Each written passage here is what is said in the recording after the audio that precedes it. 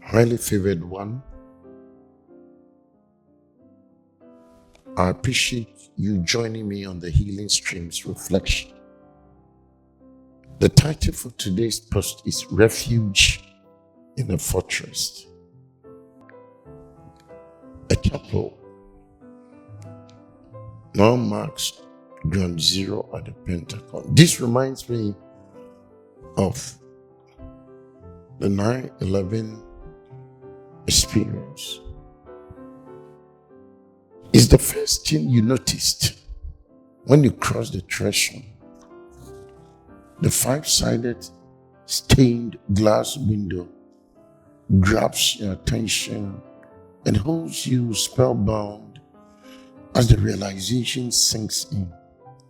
This is where it happened. The Pentagon Chapel is in many ways the antithesis of what it commemorates. Serene and dignified. This room, some years ago, was the site of explosion, death, and untold devastation as American Airlines Flight 77 penetrated the building one floor above. Today, in this former scene of broken windows and shattered lives, radiant glass fragments have been pieced together into a powerful, inspiring visual message, bearing the inscription, United in Memory, September 11, 2001. The memorial window derived its design from a survivor's lapel pin distributed on the first anniversary of the attack. Its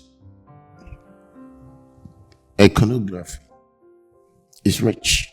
An eagle, olive branch, and a flag suggests patriotism and the national desire for peace, along with a readiness to defend freedom.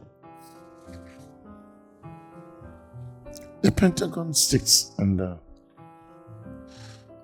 alternating purple and gold beams, which allude to America's dark moments and bright victories.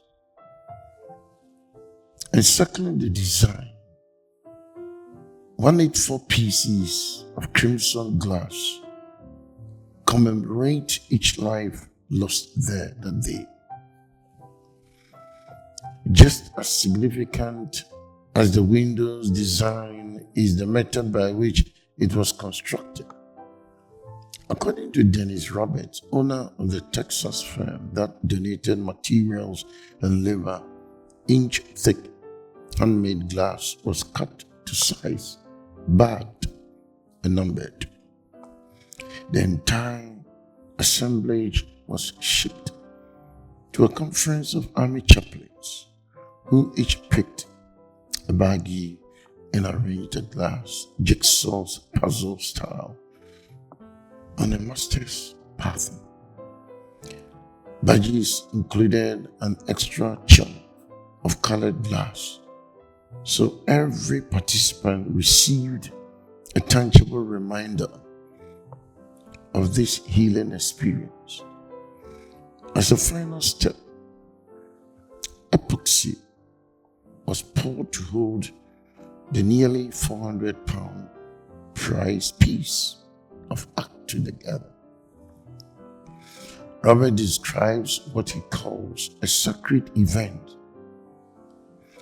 When the chaplains laid their piece in that window, they were thinking of a specific individual. One pastor commented that he could feel the Holy Spirit presence in what he was doing. It's hard to see a lot of grown men with tears in their eyes or with army uniforms on. One piece was placed by Pentagon Army Chaplain Ralph Benson. He attests that even amid the horror, God's hand was evident on September 11, not just in limiting destruction, but also in providing for survivors. That day, over 25 military pastors happened to be on site. The Joint Chiefs of Staff Chaplain had convened senior level personnel from around the world for a rare strategy section. As a result, over 4 times the usual number of clergy were on hand to minister to stunned, driven survivors. Co-workers also ministered to each other, gathering in the immediate aftermath of the attack. Many colleagues who had worked together for years without finding occasion to express appreciation will embrace and cry, relieved to see each other alive. The spiritual learning, Chaplain Benson says, is not to wait until disaster forces recognition of someone's value. We need to express our feelings towards one another now. Let people know, hey, I really appreciate you.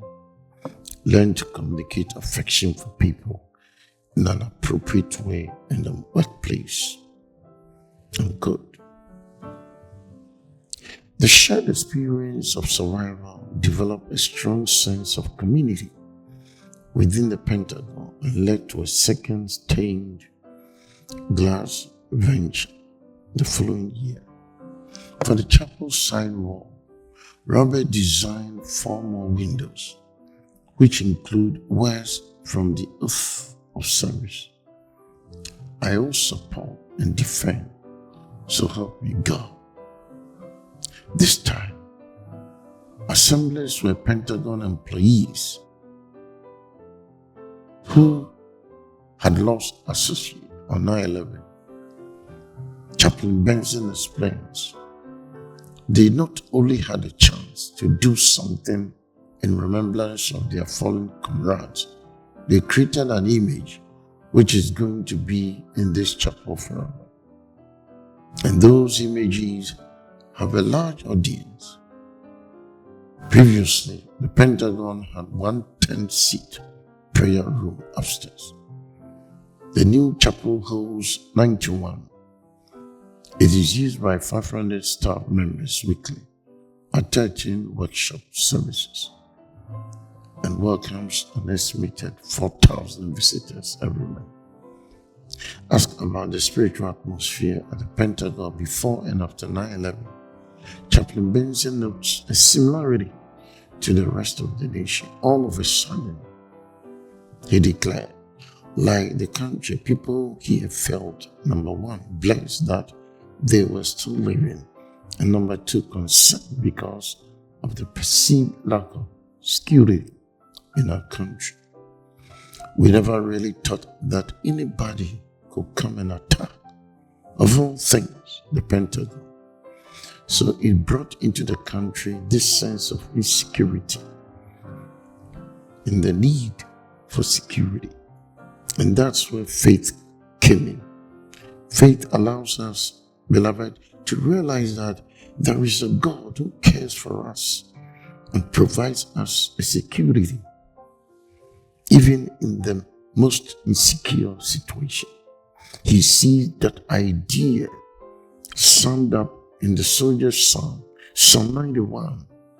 And just as windows let in light, the September 11 experience has, for many, illuminated the truth that he who dwells in the shelter of the Most High will abide in the shadow of the Almighty.